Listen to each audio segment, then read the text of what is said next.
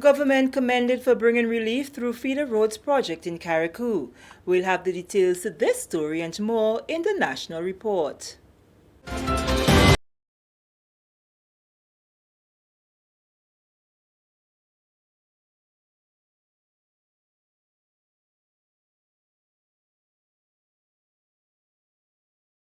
Welcome back. With the details to the news for Thursday, January 28th, 2021, I am Sherry Ann Noel. The government of Grenada has been commended for helping to tackle the major road problem in Carriacou. 2 months after the sword-turning ceremony to signal the start of work on the Cherry Hill Road on the Sister Isle, work is now underway to improve the condition of the road and bring relief to motorists and residents in the area. It forms part of government's agriculture feeder roads project and entails the construction of 1 kilometer of concrete road and drains in the Cherry Hill area to the tune of 3.1 million EC dollars. Contractor James Stafford of Skies Construction says government must be applauded for helping to alleviate the problems that have been experienced in that area. He says despite the inconvenience, residents of the area have been very cooperative since the beginning of construction. In addition to the 3,280 feet of road to be constructed, Stafford noted that the scope of the project also entails the construction of driveways, drains, cross culverts, and back walls, which he believes will bring relief not only to residents of the area, but also bus and taxi operators on the northern route who have been clamoring for better road conditions over the years.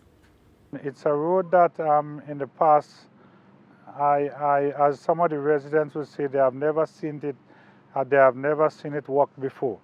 I can tell you, being a resident of Carriacou, the last time this road was worked would have been over 30 to 40 years ago.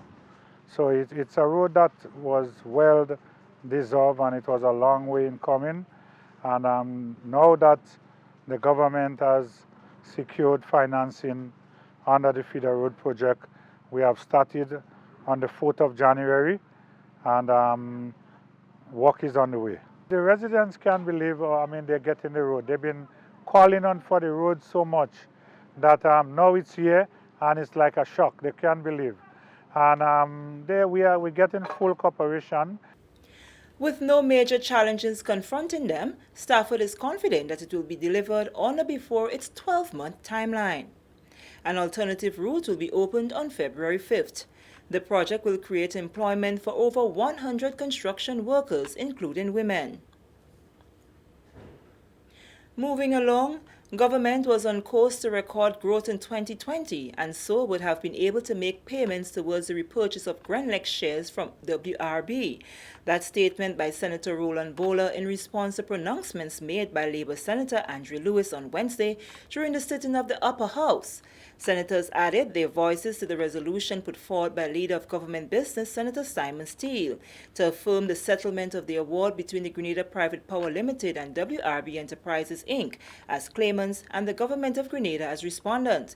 Senator Bowler explained that had it not been for COVID-19, government would have recorded a surplus and would have been in a better position to make the payments. For the first quarter of 2020, the report would show that based on the projected earnings for the first quarter of 2020, it surpassed that of what was projected and surpassed that of 2019. So in other words, it meant that had it not been for COVID-19, again for 2020, if nothing else happened, the government was on course, I believe, to do well so that we could have seen surpluses in our budget. And I dare say that with the kind of management that we had seen over the years, if it was not for COVID 2020 and the savings, there would have been a way to find some resources to at least make payment. I don't know if we would have found the amount we did, but I believe from what we have seen, there would have been a way to find that because the government was on track to do well. Senators Nolan Cox and Winston Garway emphasized how the sale in 1994 inhibited the country's ability to grow. These 80 years, we only had 26 of it, I believe, so far. My colleague representing the business sector can attest to the challenges that business have to undergo in terms of meeting their monthly commitments for energy costs. We believe that this has significantly affected the manufacturing sector in Grenada, and more so the agriculture sector to a greater extent. When you will have a country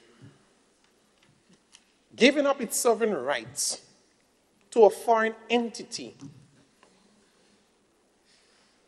what you have actually done is to give away your ability to protect the assets and patrimony of the country. And you're telling me this is not a straitjacket? It's more than a straitjacket. President of the Senate Chester Humphrey said he was unsupportive of the sale back in 1994, and his position has never changed. That share purchase agreement was an obscene and atrocious act of sale, with nothing in the past that equaled it. That was my individual, collective position then, and it is now. Minister for Foreign Affairs, International Business and CARICOM Affairs, Honorable Oliver Joseph, explained in a recent press conference that government had to review all capital projects where money was not spent because of the lockdown to recoup money for repurchasing the shares. This is the National Report. The news will continue after the break.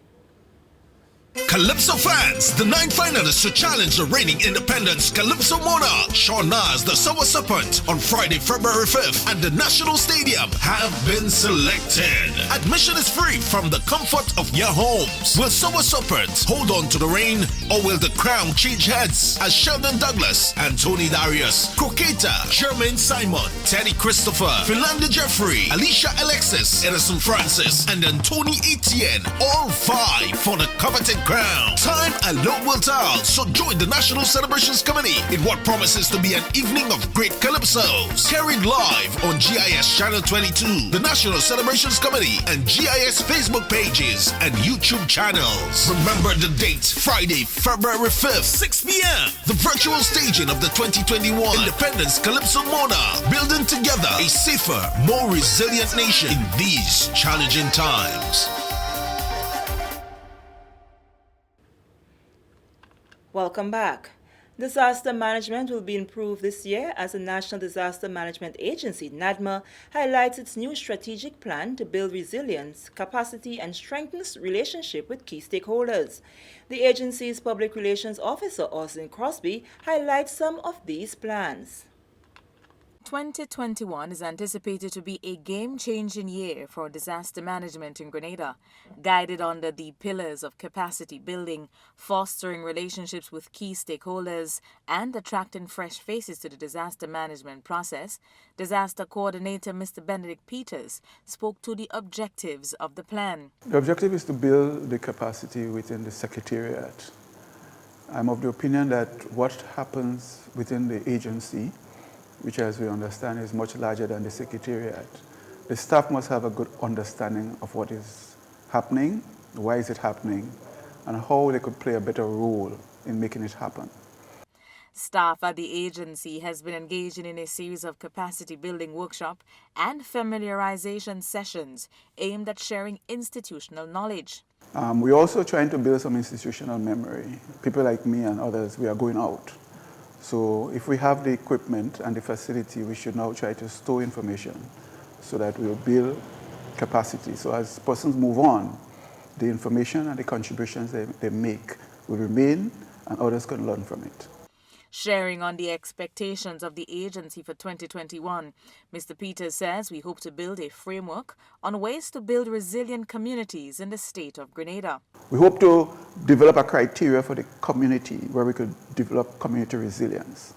So we are now putting in place different methods to develop a criteria for community resilience. So when we go out to the community, we will identify a community, most likely in both coordinators, community programs district, where we're going to work and build the information from that community to guide the assessment of its resilience. And that is one of the things that will happen in 2021. Another focus area will be the engagement of more people to serve in the disaster management process. Disaster management is about numbers. Having one person knowing one thing is not enough because we never know what will happen. So you have to also and it's a number persons, different persons understanding what is happening is also important. So we'll have to engage a number of people to get numbers because that's how we get help, by numbers.